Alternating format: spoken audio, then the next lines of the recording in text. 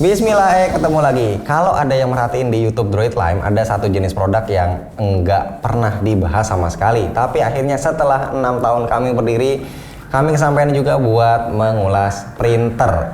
The one and only printer yang kami bahas ini spesial, bukan printer sembarangan. Rencananya ini buat gantiin printer lama yang kami punya yang udah agak jadul, beli 3 tahun lalu. Awalnya printer yang baru ini cuma mau dipakai aja, tapi karena printernya canggih banget, kayaknya sayang kalau nggak dijadiin konten. Dan ini dia printer flagship Epson EcoTank L6460.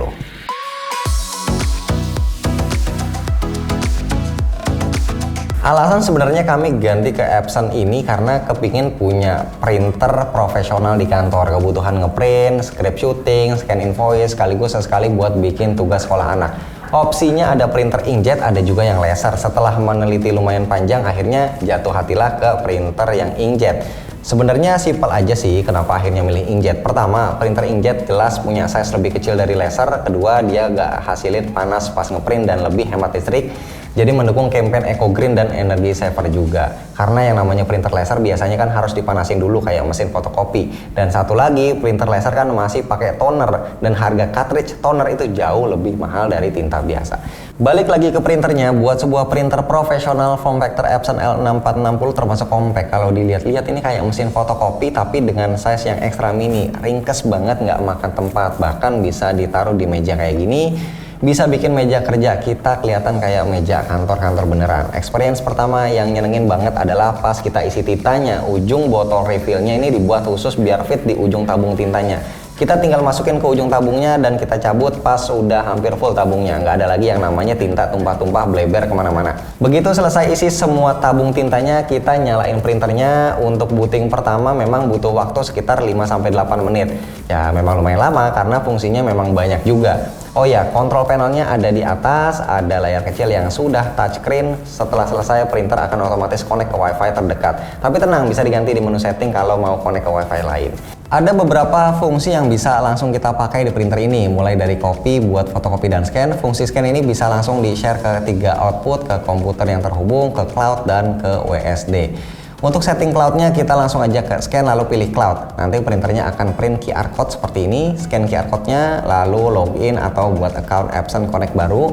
Setelah selesai printer akan ngeprint lagi kertas untuk panduan dan alamat email printernya. Yes, printer ini punya email sendiri. Nantinya kita bisa print dokumen cukup email ke alamat email printernya. Untuk add destination scan cloud-nya kita bisa login ke www.epsonconnect.com. Setelah login kita pilih scan to cloud dan pilih destination list. Setelah itu add destination listnya, di sini gua menggunakan Google Drive gua atau bisa langsung input email address kita. Di sini kita juga bisa atur untuk email print, remote print atau sekedar cek status printer.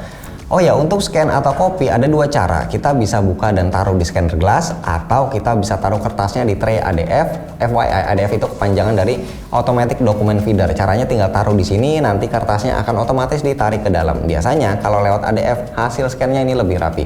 Nah, seperti yang gue bilang, scannernya punya 3 output. Yang pertama ke komputer yang terhubung via USB ke printer, kedua ke alamat cloud yang kita daftarin, ketiga ke WSD atau Web Service for Devices. Kalau kita pilih yang ini, printer akan scan desktop terdekat. Kita pilih desktop yang mau kita kirim hasil scan dan nanti akan ada notifikasi seperti ini. Canggih banget. Untuk print bisa dilakukan langsung di Windows, Mac, iOS ataupun Android. Untuk lebih advance-nya bisa pakai aplikasi Epson Print and Scan untuk desktop. Untuk smartphone, Epson punya 2 aplikasi, ada Epson iPrint dan Epson Smart Panel. Bedanya Epson iPrint lebih menyediakan fitur untuk ngeprint yang penting-penting aja, yang esensialnya aja. Kalau Epson Smart Panel banyak banget fungsinya.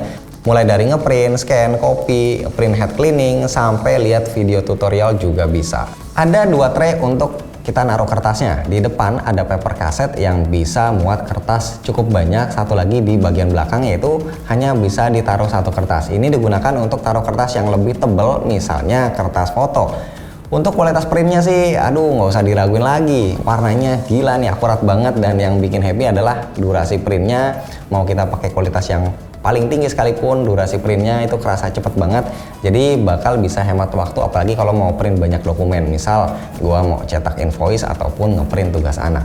So far 3 minggu pakai printer ini buat urusan admin di kantor gua sangat puas. Ya iyalah, harus puas, secara harganya juga kan lumayan. Ini di e-commerce kita 5 jutaan.